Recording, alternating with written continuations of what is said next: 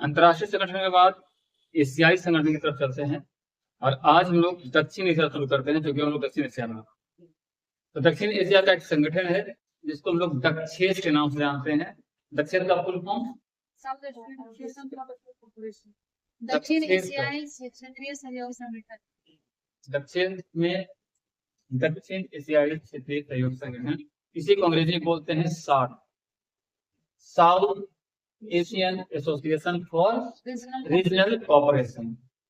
और इसकी स्थापना हुई थी बांग्लादेश के राष्ट्रपति जियाउर रहमान के पहल पे, और स्थापना का जो डेट है वो है 8 दिसंबर 1950। रीजनल ऑर्गेनाइजेशन यानी कि क्षेत्रीय संगठन की स्थापना का जो मुख्य काम था क्षेत्रीय सहयोग को बढ़ावा देना, आर्थिक विकास को गति प्रदान करना और सामाजिक और सांस्कृतिक एकता बनी रहे, इसके लिए प्रयास। और इसका फॉर्मेशन मैंने आपको बता ही दिया कि 8 दिसंबर 1985 को ढाका में हुआ था, और ढाका में उसको हम लोग पहला समिट कह सकते हैं, पहला सम्मेलन मान सकते हैं। तो सार्क का पहला समिट या सम्मेलन ढाका में, और उसी में इसका फॉर्मेशन यानी कि संगठन की नींव हुई।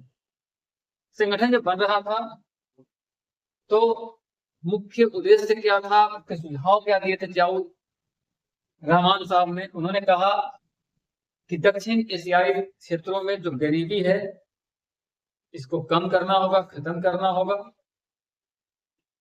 शांति और स्थिरता को लाना होगा। क्योंकि इधर आप देखिएगा, चले जाओ नेपाल, स्थिरता और शांति नहीं मिलेगी। चले जाओ पाकिस्तान, स्थिरता शांति नहीं मिलेगी। चले जाओ श्रीलंका, तमिल विद्रोह चल रहा था उधर, वहां शांति नहीं थी। बांग्लादेश चले जाओ, वहां शांति नहीं थी।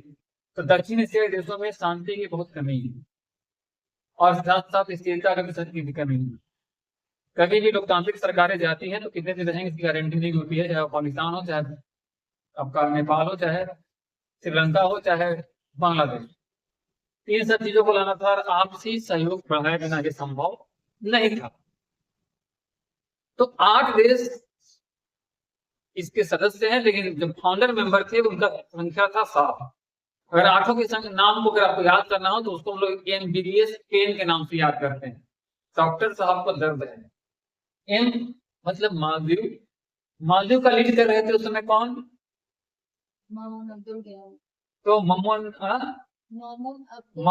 अब्दुल गयोम, ये मालदीव को लीड कर रहे थे। बांग्लादेश बी फॉर बांग्लादेश, तो हुसैन मोहम्मद इरशाद साहब। एक और भी है भूटान, तो जिग्मे सिंगे वांगचुक। उसके बाद श्रीलंका है, जैनिस रिचर्ड जयवर्धने। पाकिस्तान के जियाउल हक। अफगानिस्तान उस समय था नहीं, 2014 में ऐड होता है। भारत से अफगानिस्तान 2014 में ऐड हुआ, बोले तो सॉरी माफी चाहिए, 2007 में ऐड हुआ था 14वें सम्मेलन में, सॉरी 14वें समिट में 2007 में शामिल हुआ था। नई दिल्ली में जो समिट हुआ था उसमें, सॉरी सही सुधारने के लिए। भारत से कंप्यूटर क्रांति के जनक माननीय प्रधानमंत्री राजीव गांधी जी, और नेपाल से नरेंद्र ऑफ नेपाल या नरेंद्र ऑफ नेपाल, यानी कि जो नरेश था, जो राजा था नेपाल का, वो फर्स्ट। ये 8 कंट्री हो गए जो इसके मेंबर हैं। अब इसके बहुत सारे ऑर्गेनाइजेशन भी हैं। तो ऑर्गेनाइजेशन स्ट्रक्चर क्या है, सांगठनिक संरचना क्या है? तो इसमें सबसे महत्वपूर्ण है समिट। जो सम्मेलन होता है वो सबसे महत्वपूर्ण है, और सम्मेलन में भाग लेते हैं प्रधानमंत्री या राष्ट्रपति अपने अपने देश के, यानी कि जिस देश का जो राष्ट्राध्यक्ष होगा वो पार्टिसिपेट करेगा। इसका सबसे सर्वोच्च निकाय या मेन बॉडी जो है वो क्या है? समिट है, सम्मेलन है। बेसिकली 2 साल में अब होने लगा है, शुरुआती चरण में 1 साल में होता था। उसके बाद काउंसिल ऑफ मिनिस्टर्स, मंत्री परिषद होता है। तो मंत्री परिषद में सभी देश के FM फॉरेन मिनिस्टर्स पार्टिसिपेट करते हैं, विदेश मंत्री।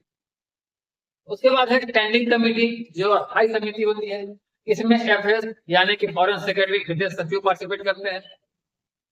इसके बाद है टेक्निकल कमेटी, जो हेल्थ, कल्चर, एजुकेशन, एग्रीकल्चर, इसके बारे में फोकस करती है। तो सबसे मुख्यालय सेक्रेटरीट, किसी भी संगठन का सबसे मेन होता है उसका ऑफिस, जिसका सचिवालय जो है काठमांडू में जो स्थापित हुआ है 1987, यानी कि संगठन की स्थापना के 2 साल बाद।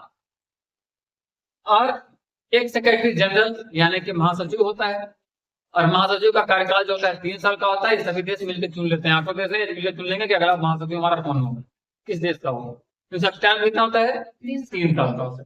तो ये आपका हो गया इसका स्ट्रक्चर, सांगठनिक संरचना। अब आते हैं कि इसका मुख्यालय आपको मैंने बता ही दिया, इसका मुख्यालय है Kathmandu. Object of SAARC, SAARC का उद्देश्य क्या था? तो सार्क की स्थापना का उद्देश्य था आर्थिक प्रगति को बढ़ाना, आर्थिक विकास को बढ़ाना, सामाजिक प्रगति को बढ़ाना, गरीबी को समाप्त करना, विज्ञान और टेक्निक के रूप में तेज गति से काम करना, सांस्कृतिक आदान प्रदान करना, और क्षेत्रीय शांति और स्थिरता को बढ़ावा देना। ये इसका मुख्य ऑब्जेक्ट था, मुख्य उद्देश्य था। अगर आप बात करें प्रिंसिपल्स की, तो इसके प्रिंसिपल्स में हम आ जाते हैं तो संप्रभु, समानता, आंतरिक मामलों में कोई इंटरफेयर नहीं होगा, पारस्परिक लाभ पर ध्यान दिया जाएगा कि कैसे हम आपको लाभ पहुंचा सकते हैं, आपको भी ध्यान देना हो कि आप हमको कैसे लाभ पहुंचा सकते हैं। और द्विपक्षीय में विवाद होगा तो इसका निपटारा यहाँ नहीं होगा। 2 देश अगर से कोई आपस में लड़ते हैं, इसका निपटारा करने के लिए सार्क फोरम नहीं। सार्क के बहुत सारे संगठन भी हैं, इंटरनल संगठन जो काम करते हैं। उसमें सबसे पहले आता है साफ्टा। साफ्टा का पूरा नाम है south Asia free trade area. इसकी अपना स्थापना होती है 2006 2006 में, और इसका कोई मुख्यालय नहीं है। अलग अलग समय पे अलग अलग की मीटिंग होती है साफ्टा की, कोई हेडक्वार्टर नहीं है। उसका काम है फ्री ट्रेड, यानी कि जो संबंधित देश हैं इनके बीच में मुक्त व्यापार को बढ़ावा देना। उसके बाद संगठन है साफ्टा। तो साफ्टा की स्थापना होती है 1993 में। South Asian professional training arrangement, ये अरेंजमेंट का काम करता है। इसका स्थापना होती है 1993 में, लेकिन लागू होता है 1995 में। इसका भी कोई हेडक्वार्टर नहीं है। काम का है कि व्यापार में टैरिफ को कम करना, टैरिफ को कम करना। उसके बाद तो साफ्टा पे ही साफ्टा बना है, पहले साफ्टा था, इसी को डेवलप करके साफ्टा बनाया है। उसके बाद क्या है, SDF सार्क डेवलपमेंट फंड। इसकी स्थापना होती है 2010 में, और इसका हेडक्वार्टर कहाँ है? हेडक्वार्टर है थिम्पू, भूटान। और यह विकास परियोजनाओं के लिए वित्तीय सहायता देता है। नाम ही है डेवलपमेंट फंड, डेवलपमेंट करने के लिए फंड प्रोवाइड कराता है। इसके बाद कौन है? South Asian university. सार्क का यूनिवर्सिटी है, तो एक ही है अभी तक, और वो हमारे भारत के दिल्ली में है। और इसका स्थापना 2020 में हुआ, और ये हायर एजुकेशन और रिसर्च पे काम करता है, उच्च शिक्षा और रिसर्च पे काम करता है। उसके बाद है सार्क का सेक्रेटरीट, मैंने आपको बताया था 1987 में फॉर्म हुआ था, प्रशासन समन्वय काम होता है। सार्क एग्रीकल्चर सेंटर है उसके बाद, यानी कि एग्रीकल्चर समझ रहे हैं, कृषि, तो कृषि विकास के लिए काम करता है। इसका हेडक्वार्टर ढाका है, और फाउंडेशन डेट है 1988 में। उसके बाद है सार्क मेट्रोलॉजिकल रिसर्च सेंटर, जो मौसम और जलवायु पे काम करता है। इसकी स्थापना की 1995 में, और हेडक्वार्टर है ढाका। सार्क का एक और संगठन है tuberculosis and HIV AIDS centre, जिसकी स्थापना हुई 1992, और काम करता है स्वास्थ्य के क्षेत्र में HIV एड्स TB जैसे बीमारियों के लिए। डिजास्टर मैनेजमेंट की बात की जाए तो 2006 जब स्टार्टिंग फॉर्मेशन हुआ था तो ये नई दिल्ली में था। आपदा प्रबंधन का काम करता है, लेकिन वर्तमान में गांधीनगर में है। स्थापना कहाँ हुआ था? नई दिल्ली में, लेकिन वर्तमान में गांधीनगर गुजरात में पड़ता है। सार्क का कल्चरल सेंटर भी है, और सार्क के कल्चरल सेंटर का हेडक्वार्टर जो है वो थिम्पू है, और स्थापना हुआ था 2016 में।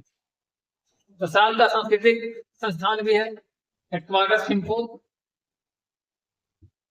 सॉरी माफ कीजिएगा, 2009 में इसका स्थापना हुआ था, और इसका हेडक्वार्टर है कोलंबो श्रीलंका, थिम्पू नहीं है। 2009 कोलंबो श्रीलंका। सार्क का फॉरेस्ट्री सेंटर है, पर्यावरण के लिए काम करता है, और ये थिम्पू में है, भूटान में, और इसकी स्थापना हुई थी 2016 में। हालांकि ये जो आपका मेट्रोलॉजिकल रिसर्च सेंटर था 2016 से बंद है।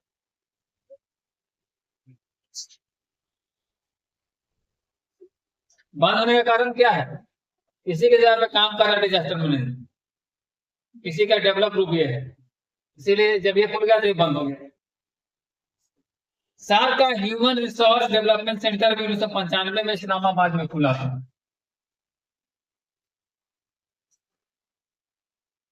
और क्या था? SAARC documentation centre. SAARC documentation centre ये न्यू दिल्ली 1994 में खुला था, लेकिन ये अब बंद है। तो कुछ संगठन जो है वो बंद हो गए हैं। अब आते हैं सार्क का सम्मेलन की बात करने। तो जब सार्क के सम्मेलन की बात करते हैं तो अभी तक देख लीजिए क्या हो गया है, 1 2 3 4 5 6 7 8 9, कितना हो गया है? 15 को है, 18 हो गया है। 19वां सम्मेलन नहीं हो पाया है, 18 सम्मेलन हो चुके हैं। पहला हुआ था ढाका में, कब हुआ था ढाका में? 1950। दूसरा बेंगलोर 1986 में बेंगलोर, 87 में काठमांडू, 88 में इस्लामाबाद, 90 में माले। माले मतलब भारतीय कम्युनिस्ट पार्टी माले मत समझ लीजिएगा, ये मालदीव है। माले मालदीव का जगह है। 91 में कोलंबो, 93 में ढाका, 95 में कहाँ है?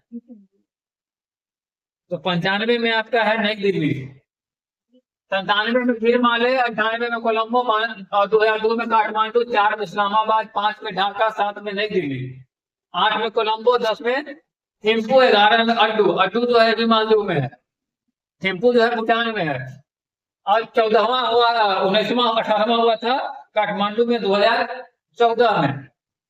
2016 में होना था कहाँ? इस्लामाबाद। लेकिन भारत को आ गया, नहीं हुआ, उसके बाद आज तक कोई नहीं किया, बड़ा समस्या है। अब आते हैं कि इसकी उपलब्धियां क्या है। तो पहला उपलब्धि है कि साफ्टा को लागू कर दिया। दूसरी उपलब्धि है कि शिक्षा और स्वास्थ्य में सहयोग कर रहा है। तीसरी उपलब्धि है कि आपदा प्रबंधन पे काम कर रहा है, और चौथी उपलब्धि है कि सांस्कृतिक आदान प्रदान पर काम चल रहा है। तो 4 उपलब्धियां इसकी है सार्क की।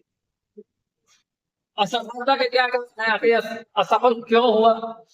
सार्क, बहुत सारे यूरोपीय संघ सफल हो गए, सार्क असफल क्यों हुआ? तो असफलता का काम क्या है? तो पहला कारण तो यह है कि भाई घर में मार कीजिएगा तो सफल थोड़े होइएगा। तो भारत और पाकिस्तान के बीच तनाव, अब आपके घर में झगड़ा होता रहेगा, पढ़ाई कर पाइएगा? नहीं कर पाएंगे। तो पहला कारण है भारत पाकिस्तान का तनाव। दूसरा राजनीतिक विवाद, प्रधानमंत्री बना दिया भाई तो रसिया को पाकिस्तान होला, अगले से प्रियांशु मुशर्रफ गया, तख्ता पलट कर दिया। बांग्लादेश में नंदनी हसीना पीएम थी, एक तख्ता पलट हो गया। सॉरी, शेख हसीना नाम था, नंदनी हसीना। श्रीलंका के जनिए रहे हो कि मनोज प्रभाकरन जो है संगत भिड़ गया, तमिल और सिंघल। तो राजनीतिक जो विवाद है ये कारण ये भी है इसके सफलता का। आर्थिक असमानता भी है। भारत देख लो पूरी दुनिया में इकोनॉमिक रूप से चौथे स्थान पे है। अब भूटान देख लो सबसे निचले स्थान पे है। अब मान चलो कि कोई फॉर्चूनर से जा, स्वाति फॉर्चूनर से जा रही है, अब हम पैदल हमको देख लेगी तो गाड़ी रोकेगी कभी? अरे मसरबा पैदल जाता हो, फॉर्चूनर रोक दे कहीं बेइज्जती नहीं हो जाए। तो असमानता के कारण है, कभी भी एक लेवल होता है ना तो मीटिंग बढ़िया चलता है, बैलेंस होता है, ये फैक्ट है। अगर स्वाति के पास फॉर्चूनर है तो कम से कम नंदिनी के पास डिजायर तो होना ही चाहिए, तभी दोनों में बात होगा। अगर इसके पास फॉर्चूनर है और पैदल नंदिनी जा रही है तो एक आध दिन हो सकता है कि गलती से बैठा लेके आधा तुमको छोड़ दे रहे हैं, नहीं तो कोशिश करेगी ना। जैसे वो हमारे विधायक जी हैं, पहले पैदल चलते थे, उनको अब खुद जैसे विधायक बने तो गांव वाला चंदा करके खरीद के गाड़ी दे दिया। अब वो जब गाड़ी से शहर में आते हैं ना तो मोबाइल में कुछ रहता नहीं, लेकिन ध्यान में मोबाइल में रहता है, मोबाइल से ऑफ रहेगा। मोबाइल हमारा मोबाइल लेने का देखा देते हैं, ऐसे मोबाइल ऑफ रहेगा। लाओ जी, गाड़ी में बैठे रहेंगे, शीशा करिया है और थोड़ा सा हवा खुला रहेगा कि पब्लिक उनको देख ले, अब मोबाइल ऐसे रहेगा, अब ऐसे ऐसे करते रहेंगे। मैंने दिखाना चाहता है कि बहुत बिजी है, लेकिन अगर कुछ सही नहीं है तो क्या ऐसे ऐसे करेंगे बताइए। तो वही हाल है कि अगर फॉर्चूनर से नंदिनी चलेगी स्वाति, अब कोई पैदल जाएगा तो एक आदमी कहेंगे, दूसरा दिन कहेंगे ना, ओ माय गॉड मैं इसका फॉर्चूनर गंगा हो गया। तो खैर, तो ये कारण भी है कि आर्थिक असमानता बहुत ज्यादा है। भूटान और मालदीव बहुत गरीब देश है और भारत उन लोगों से बेहतर स्थिति में। अब पाकिस्तान में तो जानिए रहे हो, वहाँ बिलेटियो 300 रुपए किलो खरीदने में लोग मजबूर है, मिल नहीं रहा है। भारत लगाता है कि अगर हम भारत लगाता है पाकिस्तान को कहीं पानी रोक दिए तो थोड़ा समझ लेना तुम्हारा टमाटर गल जाएगा। एक कारण ये है। दूसरा है कि निर्णय लेने में देरी। इसमें नियम है कि भाई अगर 8 मेंबर हैं तो किसी बिंदु पे ऑटो डिसीजन होना चाहिए, ऑटो के पास वीटो पावर। एक को टाल मटोल कर दिया तो डिसीजन नहीं होगा, तो प्रस्ताव आ जाएगा, निर्णय होगा 25 साल बाद, तो प्रस्ताव पुराना हो जाएगा। सबसे बड़ा चीज है आपसी विश्वास में कमी। अगर आपको किसी पर ट्रस्ट नहीं है तो बड़ा दिक्कत है। भारत पाकिस्तान पर ट्रस्ट करेगा? घंटा नहीं करेगा। वही हाल और पड़ोसी का भी है, तो ट्रस्ट के कमी चलते रहिए और सफल होगा। अब सवाल आता है कि चीन को सार्क में क्यों नहीं रखा गया? तो चीन को सार्क में रखा गया है, लेकिन सिर्फ ऑब्जर्वर के रूप में। वो मीटिंग में बैठ के सबके सुंदर सुंदर मुंह देख सकता है, कोई डिसीजन नहीं ले सकता। तो सब खाली बात है। हाँ, सबका बात सुन सकता है, मीटिंग में कोई इंटरफेयर नहीं करता, ऑब्जर्वर को रखा गया। हाँ, अनुभव देखो। प्रियांशु जी का अनुभव है कि किसी से बात कर रहे हैं, अगर उसके बीच में बहन का या भाई का फोन आ गया, उसको बोल देंगे कि तुम म्यूट कर देना जी, या तो भाई बाप बहनियत बड़ी चुड़ा लेंगे, क्लास में इज्जत ले लेंगे। क्या राजू? राजू हाँ देखो, गाना भी गा रहा है, राजू प्यार ना करियो बेंच टूट जाता है। खैर, तो क्षेत्रीय व्यापार में बहुत तरह के प्रॉब्लम आ जाए, क्योंकि चीन दक्षिण एशिया का सदस्य नहीं, वो ईस्ट एशियाई कंट्री है और दक्षिण से बना दक्षिण एशिया। तो एक तो भौगोलिक कारण हो गया कि वो हमारे एरिया का ही नहीं है, दूसरे एरिया का है। भारत हमेशा विरोध करता है, भैया हम तुमको नहीं आने देंगे।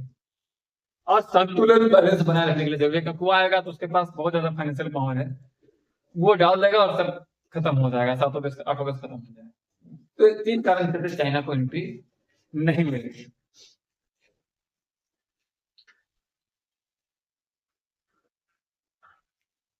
अगर इसमें और कोई क्वेश्चन है तो पूछ सकते हो। तो चाइना ऑब्जर्वर तो उसका रोल क्या है? बस देखते रहना। हाँ, वो प्रॉब्लम आए तो बीच में इंटरफेयर नहीं कर सकते, मुखदर्शक है।